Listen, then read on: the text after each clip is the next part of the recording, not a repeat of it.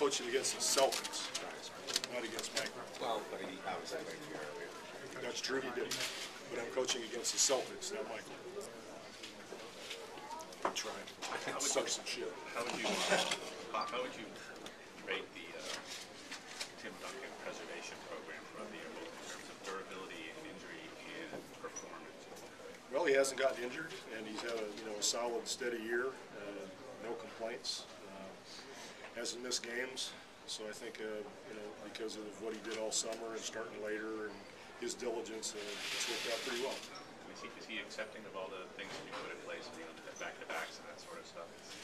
Yeah, it hasn't turned out that. I mean, he's only sat, I think, in one now, because we're in a position where he's wanted to play a few more minutes, and so we've done that. Since the way things are, you don't know if you're going to be third or fourth or eighth or ninth or 10th in the West. So he's been out there a little bit more than probably normally. Is there an update on Tony Parker at all?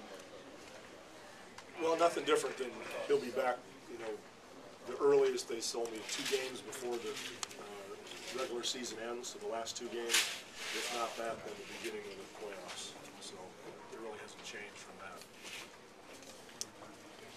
Are there similarities between the team and the Celtics as far as style, not even style of play, the veteran squad, the championship contender? I've really tried to compare the teams in that respect. We've got some veteran guys like they do, and some younger players, so in that respect, they're pretty similar. Both try to emphasize defense. Not sure. How do you feel about the way you guys are something at the end of the season, getting ready for the playoffs? We're playing our best basketball right now, thankfully.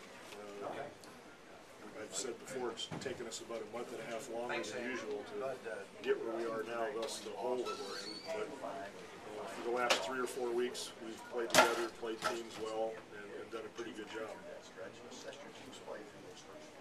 So we're a basketball team now, but for a lot of the year, we were all over the map for a variety of reasons. Is there a cutoff date in your mind from your experience of when the team really needs to have rolling to be able to go into the playoffs? Does it matter? Not really. We've always had our best time in March, and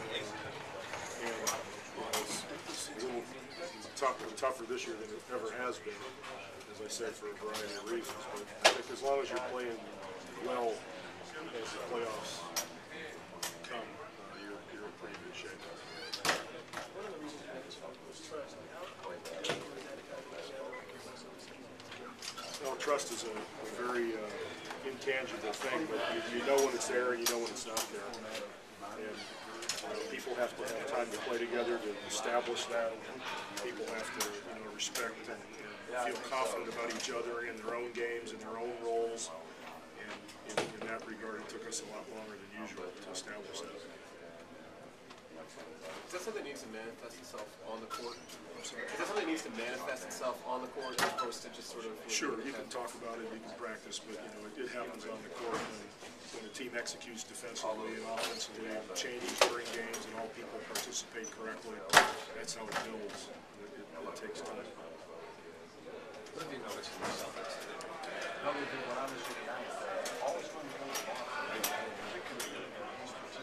I haven't watched them away until our game. We played recently, and I didn't watch them at the beginning of the year. I don't know. I had enough problems trying to figure out my own, let alone figure out the Celtics. For Finley, was it just a case of not enough roster spots in the rotation for him? Not enough spots in the rotation for him? Or did he play himself out of the rotation? I just made a decision to play other people. We honored Michael's request to seek another team. He asked, and we decided to do it.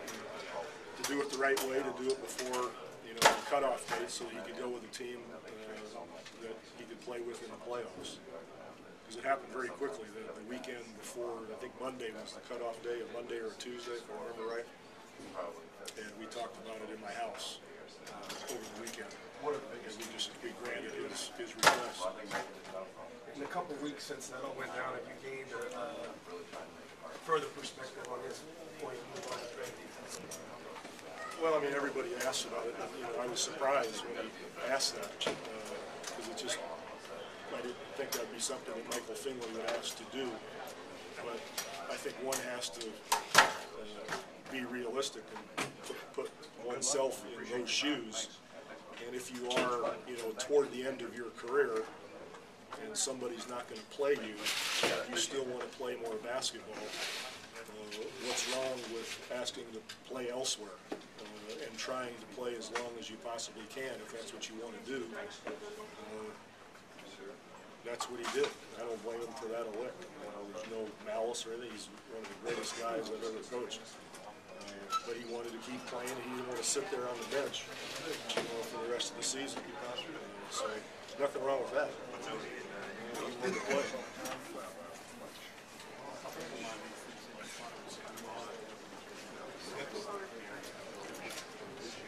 I can say the Celtics. I say anywhere. Well, there are no world champions in the NBA. So anybody that has the flag up that says world champions, it's not correct. It's not appropriate. The world champions, I believe, is the Spanish team. USA is the Olympic champion. The Lakers are the NBA champion.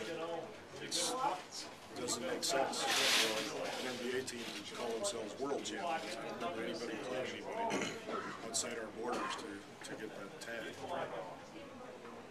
Isn't that true? Yeah, no, I was looking into it. I think it's true. I keep waiting for somebody to tell me I missed something. There is a team in Canada. Yeah, there's a team in Canada. It's true. The world's bigger than North America. I know. You know, sometimes we as arrogant Americans respond to the rest of the world. It's true. There's a big world out there. Unless we're attacking. Ask Rashid. I ain't did nothing yet. It's going to be a good night. I'm not trying to be an asshole. I just people ask me, and and I'm a little more sensitive to it because, well, not even if I'm more, but you look around, you travel around, and you see people and players, and there are players all over the league that have been European champions, and Olympic champions, and world champions, and I don't know if the Celtics or the Lakers or the Spurs or somebody are the world champions, and what are the Spaniards? Do we take the title away from them? They're not the world champions? The only thing I've been able to get on it was established at the time of so much playing today. So if you want to go back and change all There have been several championships in the modern era. People still call themselves world champions. There's one team that is schizophrenic, and they're world champions and NBA champions at the same time. these guys are too, actually. If you look at these NBA, It's like we're going to cover everything. I think the key word is Miss champions. Universe. Yeah, just put that. Like Miss Universe, how do you know?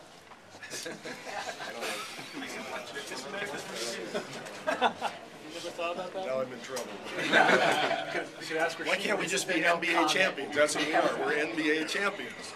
That's not good enough? I think that's pretty cool. I think it's pretty good to be an NBA champion. That's hard to do.